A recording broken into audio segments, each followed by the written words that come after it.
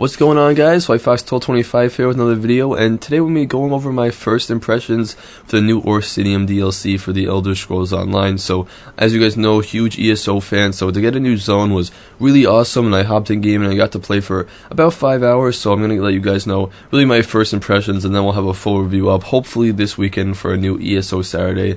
We'll be covering even more stuff of Orsinium the next couple of weeks. So, first let's just get into what I really liked so far. So, first off, there's just so much to do. So you get in and it's just a massive zone. The zone is huge. It is definitely one of the biggest they've made. The city is probably the biggest city in the game, and it's just massive and it's huge, and it's a lot to do. It's like a huge PvE zone, and really it's like the great overwhelming feeling that we get from Elder Scrolls games when there's just like a lot to do. So first off, I'll say that the city of Orsinium is just completely beautiful. Even when it's not fully built, it's huge. It's probably the best city they've ever made.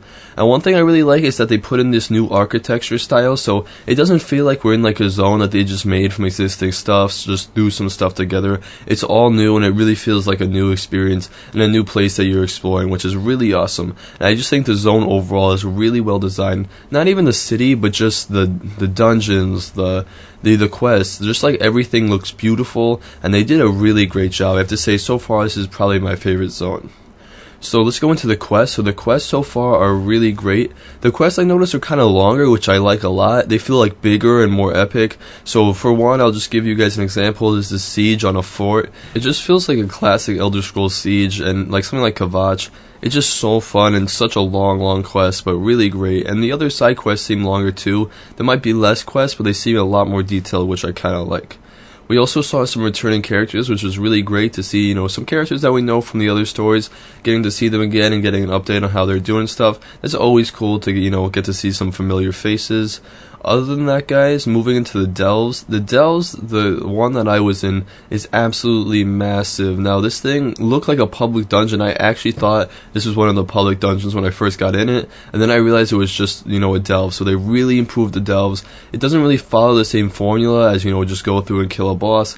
It's really wide open. It had a little quest in it, and it was just awesome. Really well designed, beautiful, but it took a lot more exploring, and like I said, it was just massive, had multiple layers to it. It was just a lot more detailed than the other delves in the game were at launch, so really great job with that delve, so I was really impressed with that. Something about the questing is there were a lot more choices, I think, so far, so, having to make decisions that affect, characters and stuff. That's something I always wanted to see more in ESO, so I'm happy they brought that in. The music so far is awesome. If you guys don't know, they added an hour of new in-game music that sounds really beautiful. It's different from everything else, so I could actually tell it was new, but at the same time, it feels really Elder Scroll-y, if that's a word, and just, like they did a really great job with it, and, really nice to have a new piece of soundtrack in the game. Now let me move into a little bit of what I didn't like so far. So there were some bugs that I noticed. It is launch day, so that can be expected, but definitely there were a couple bugs. I think the first quest was just a little bugged, not too much, but there were a couple bugs every now and then where I couldn't talk to someone, and then eventually I could, but I had to wait a little bit. One time I hit like a loading screen when I was just running through the world, which, shouldn't have happened.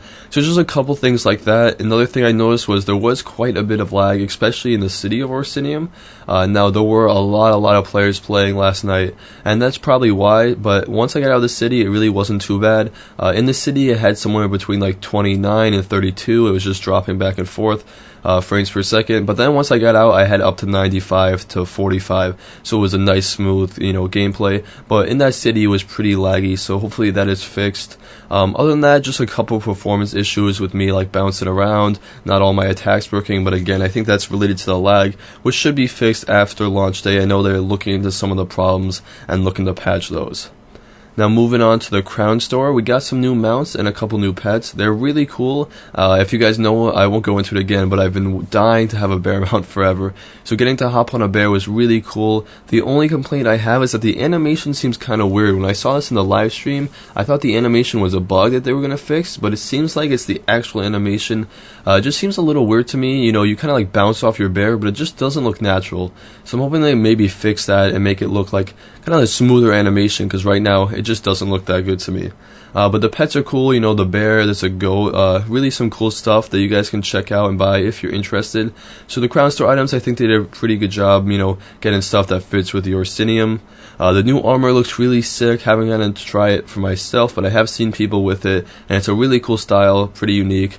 But that pretty much does it for my first impression, guys. So far, really liking the game. Lots to do, lots of places to explore. You know, even if you just like to grind, lots of places to grind. You know, if you like questing, it's awesome. There's so many quests, and really, it just has something for everyone. So if you guys want to check it out, I would definitely encourage it. The only complaint I have, again, is that bear animation, and then also just the performance and the overall, you know, kind of a little bit of bugginess when you first start the game.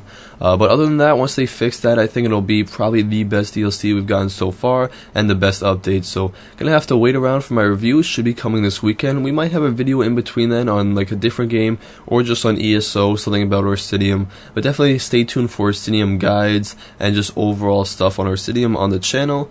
Thank you guys for watching. If you liked the video, give it a like. If you want to see more, make sure you guys hit that subscribe button. If you do want to check out my Instagram and Twitter, you can do so in the description below. As always, guys, thanks for watching. Make sure you stay tuned for more ESO content, and I will see you next one.